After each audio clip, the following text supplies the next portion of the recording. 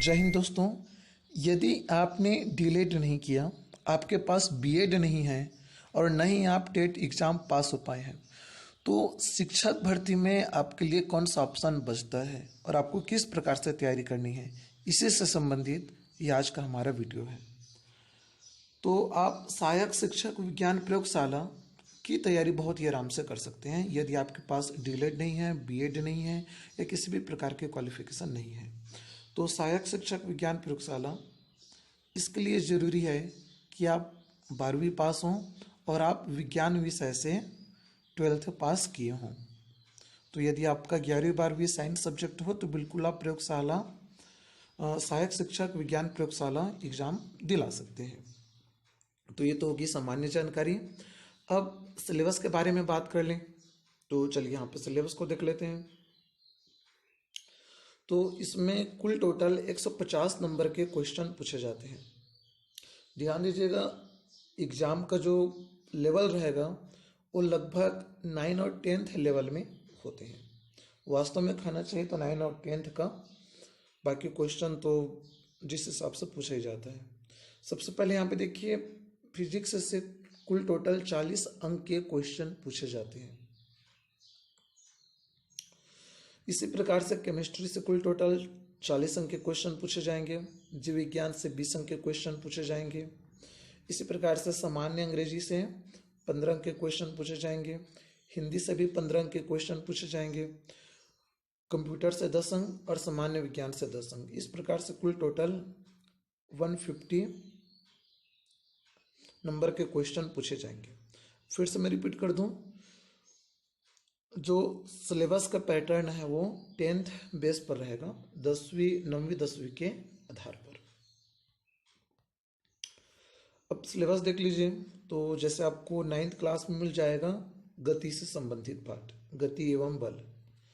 मैं आपको बताते जा रहा हूँ, ये 9th क्लास में है।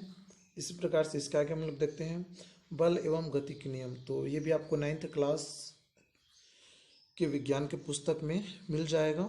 ग्रेविटी, यह भी 9th क्लास में ही है। इसी प्रकार से यहाँ पे देखिए जैव विविधता, तो ये भी आपके 9th क्लास में ही है। जीवन की मौलिक इकाई कोशिका, बहुकोशिकीय संरचना, कार्य, ऊर्जा और शक्ति, हमारा स्वास्थ्य, ये सारी चीज़ें आपको 9th क्लास के विज्ञान पुस्तक में उससे मिल जाएगा। प्राकृतिक आवास, कचरा एवं उनका प्रबंधन, पदार्थ की प्रकृति एवं व्यवहार, एटॉमिक स्ट्रक्चर, रासायनिक सूत्र और मोल संकल्पना, रासायनिक आबंधन, रासायनिक अभिक्रियाएं, हाइड्रोकार्बन, कार्य एवं ऊर्जा, ध्वनि, कोयला, पेट्रोलियम इत्यादि आपको 9th के सिलेबस में बहुत ही आसानी से मिल जाएगा। अब जीव विज्ञान पर बात करें, बायोलॉजी में कौन कौन से क्वेश्चन पूछे जाएंगे, तो जैसे यहाँ पे देखिए जैव विविधता, जीवन की मौलिक इकाई कोशिका, बहुकोशिकीय संरचना, हमारा स्वास्थ्य या प्राकृतिक आवास, कचरा और उसका प्रबंधन, जीवों का विकास, अनुवांशिकी, जैव प्रक्रियाएं।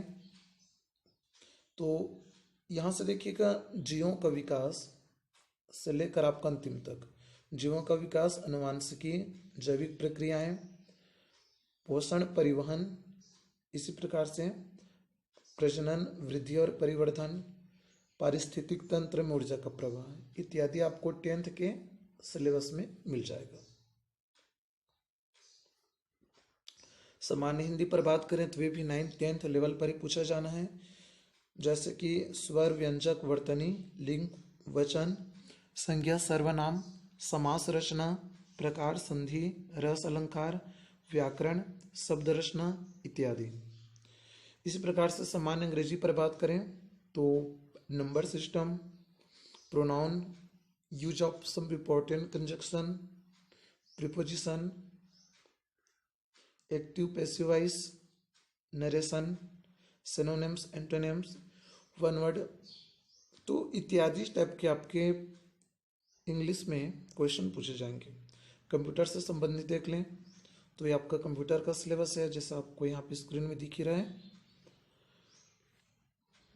इसी प्रकार से सामान्य ज्ञान में जो सोशल साइंस रिलेटेड है 9th और 10th का बुक, उसको आप अवश्य देखिए। तो इस प्रकार से हमने यहाँ पे सहायक शिक्षक विज्ञान प्रयोगशाला के सिलेबस और पैटर्न के बारे में जाना।